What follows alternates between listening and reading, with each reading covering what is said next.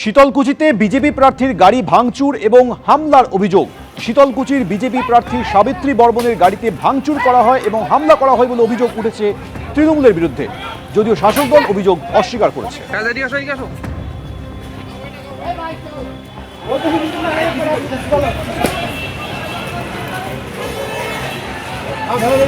শীতলকুচিতে BJP প্রার্থী গাড়ি ভাঙচুর এবং হামলার অভিযোগ উঠেছে তৃণমূলের বিরুদ্ধে, যদিও তৃণমূল সমস্ত অভিযোগ অস্বীকার করেছে। ঘটনার খবর পেয়ে ঘটনাস্থলে আসে পুলিশ।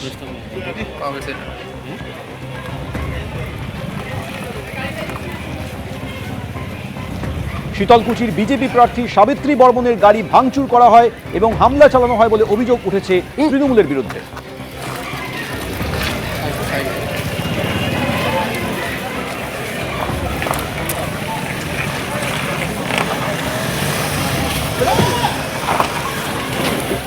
আমরা এদিকে যাচ্ছিলাম, তারপরে দেখি সামনে টিএমসি প্রোগ্রাম আছে, তো আমরা গাড়িতে ওইদিকে ঘুরে আমরা বেরিয়ে যাব, যে আমরা মালিবাগানের রাস্তা হয়ে আমরা বেরিয়ে যাই অন্য রাস্তা হয়ে। সাথে সাথে ওরা দৌড়ে এসে আমার গাড়িটা দেখেন কিভাবে ওরা ভাঙচুর করলো। আমার সামনে আমার এদিকে কাজ ছিটকে এসে আমাদের গায়ে লাগছিল। ভাঙচুর করলো টিএমসি লোকজন। কোন জায়গাটায় হয়েছে ঘটনাটা? এই যে সিআরপিএফ সামনে দাঁড়িয়ে আছে, তাও কিছু করে না। ওদের সামনে মারছে, ওরা হাত পা গুটায় যেভাবে দাঁড়িয়ে আছে। কোন জায়গাটায়? থানার সামনে। ভোটের আগে ফের রাজ্যে এলেন কেন্দ্রীয় স্বরাষ্ট্রমন্ত্রী। কাল বোলপুর, খয়রাশোল এবং পশ্চিম বর্ধমানে জনসভা করবেন অমিত শাহ। দুর্গাপুরে রোড শো করবেন।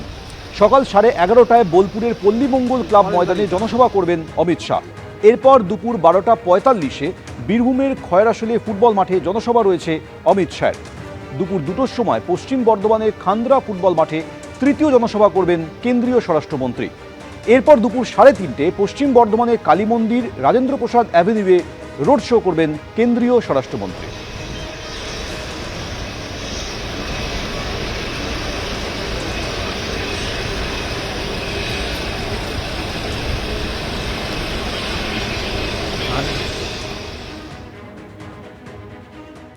এদিকে রবিবাসরীয় প্রচারে রাজ্যের দুই প্রান্ত থেকে প্রচারে ঝড় তুললেন নরেন্দ্র মোদী এবং মমতা বন্দ্যোপাধ্যায়।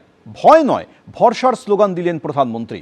পাল্টা দিল্লি দখলের ডাক দিয়েছেন তৃণমূল নেত্রী। নরেন্দ্র মোদীর মুখে এদিন ফের শোনা গিয়েছে হিসেব নেওয়ার কথা, গণতান্ত্রিকভাবে বদলা নেওয়ার কথা বলেছেন মমতা বন্দ্যোপাধ্যায়। আর নয়, ভয় নয়, ভরসা চাই। আগামী দিন দিল্লি আমরা দখল করব। নেতাজি সুভাষচন্দ্রের ভাষায়, চলো দিল্লি চলো, বিজেপি তাড়াও, দেশ বাঁচাও। কেউ ডাক দিচ্ছেন বাংলায় পরিবর্তনের, কেউ বলছেন দিল্লি দখলের কথা। 23 এপ্রিল প্রথম দফার ভোটে লাইনে দাঁড়াবে পশ্চিমবঙ্গবাসী। আর ঠিক 10 দিন, প্রচারের পারদ ক্রমশ চড়ছে পশ্চিমবঙ্গে। मैं देख रहा हूं बंगाल की जनता टीएमसी सरकार से पल पल का हिसाब मांग रही है, पाई पाई का हिसाब मांग रही है। और टीएमसी वाले सुन लो, कान खोल करके सुन लो, 4 मई के बाद बीजेपी सरकार बनेगी और टीएमसी वालों को 15 साल का पल पल का हिसाब देना पड़ेगा। बीजेपी का मंत्र है सबका साथ, सबका विकास, लेकिन बंगाल में बीजेपी का फॉर्मूला होगा सबका साथ, सबका विकास और टीएमसी के लूटेरों का पूरा पूरा हिसाब। আমরাই জিতবো, তৃণমূলই জিতবে, বাংলায় জিতবে, মা বোনেরা জিতবে, শ্রমিক কৃষক জিতবে, ছাত্র যৌবন জিতবে। কোনো ক্ষমতা নেই আমাদের হারাবার। যতই করো হামলা, এবার হবে বদলা, গণতন্ত্রের বদলা, বাংলা বিরোধী বদলা। সামনেই নববর্ষ, বাঙালির নতুন বছর। এ নিয়ে এদিন শুভেচ্ছা জানান নরেন্দ্র মোদী ও মমতা বন্দ্যোপাধ্যায় দুজনেই। একই সঙ্গে চলে প্রচার আর ভোট প্রার্থনাও। 70 साल में आपने लेफ्ट को मौका दिया, कांग्रेस को मौका दिया, टीएमसी को मौका दिया, अब एक मौका मोदी को दीजिए।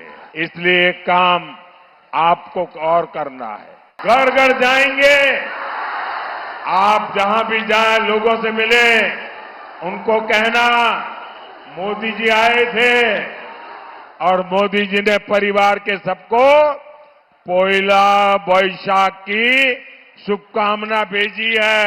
নববর্ষ আসছে, নতুন ভোর আসছে, নতুন দিন আসছে, বিজেপিকে বদলা নেবার দিন আসছে গণতন্ত্রের বাক্সে।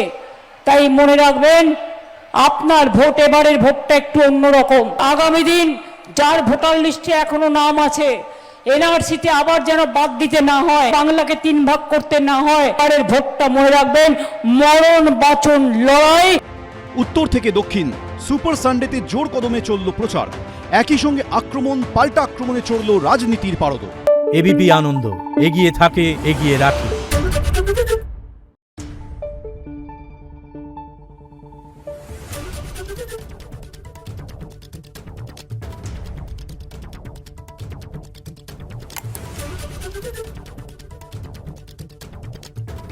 Thank you.